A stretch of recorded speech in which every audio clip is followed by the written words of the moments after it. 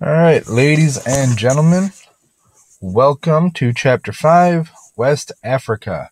All right, we're going to continue our study of ancient civilizations, obviously looking at the culture of West Africa. So, Chapter 5, Lesson 1 is going to take us into the culture and daily life of the West African civilization. All right, so three things we're going to focus on as we go through this lesson here.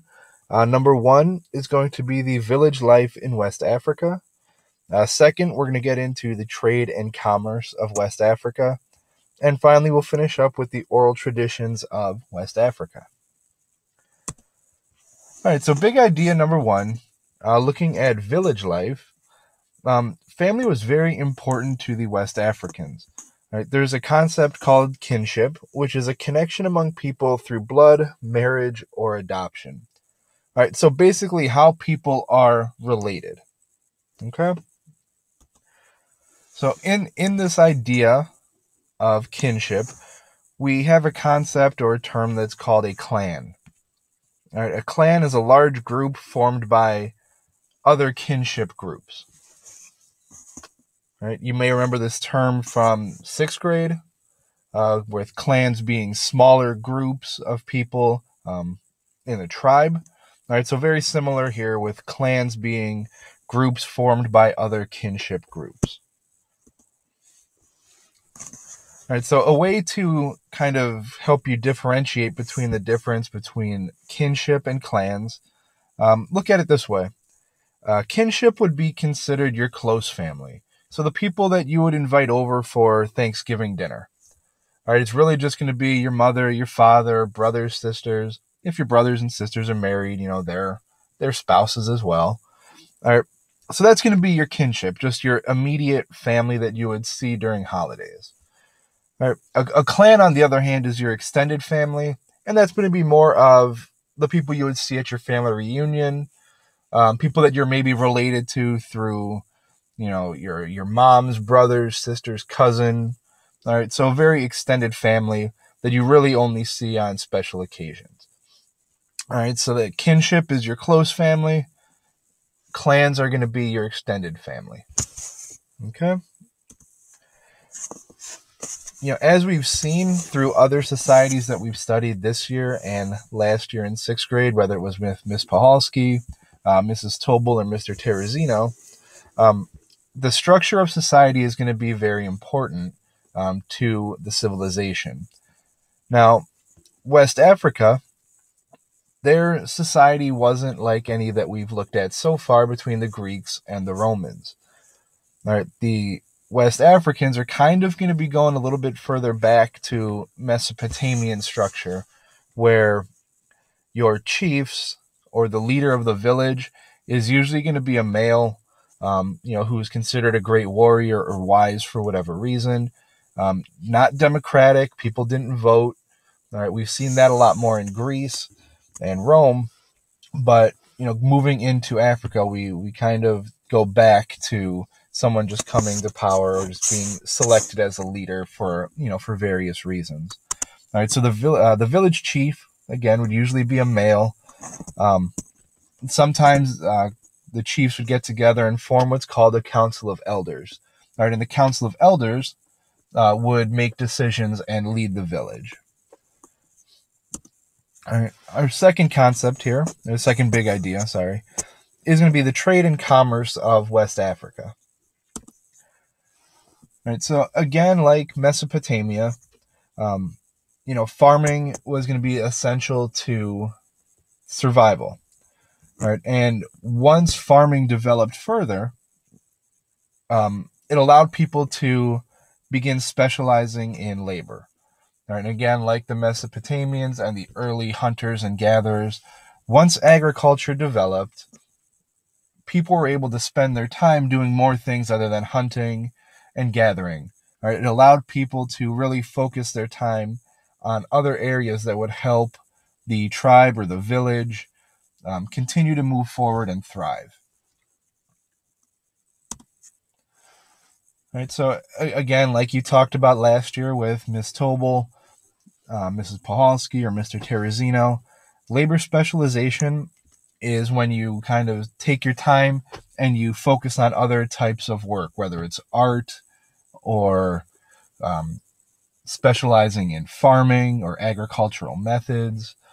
Maybe you're a blacksmith and you make tools or weapons for the tribe to use. All right, metalwork specifically it turned into iron technology, which, was the development of stronger tools and weapons. And through this, trading of these stronger weapons and materials and types of art, people were able to grow their wealth, and then populations began to grow as well. All right, and this led to a very diverse economy. All right, so a very important city in West Africa is the city of Jen, kind of an international hub for trading. Politics and religion really thrived there, as well as education. All right, so North and West Africans would come and they'd trade their salt, cloth, metals, gold. There was some slave trade there, as well as ivory. All right, and other cities began developing that were very similar to the city of Jen.